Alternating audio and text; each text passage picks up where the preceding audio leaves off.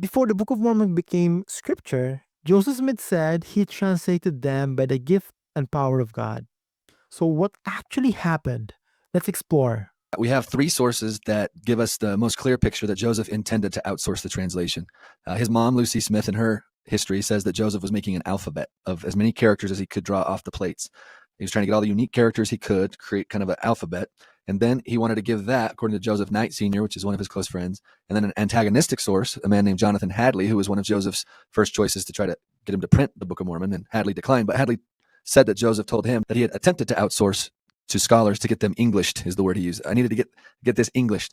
So it seems like from these pieces we can pull together that Joseph intended to get an alphabet translated so that he could then use that alphabet himself and then translate the Book of Mormon according to that. So kind of a secular approach to translation that Joseph himself would attempt after having the help of some scholars. So that seems like a pretty coherent picture that we can see from some of these sources that it appears that Joseph was trying to do. Once all those options failed, Joseph was left to use the instruments that God prepared with the record to actually translate. What appears to have happened is when he would look in the instruments, he could see English words. He just didn't have confidence, it seems, that what he was seeing in the instruments actually corresponded to what was on the plates.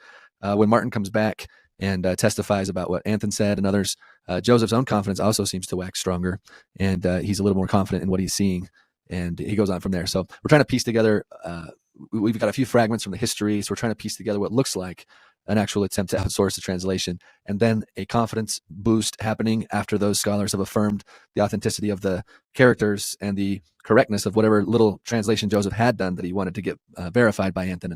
And as soon as Martin comes back, he's able to do it a lot quicker, it sounds like. But the historical record's a little scant around those details, but that's where that all comes from, that Joseph was trying to outsource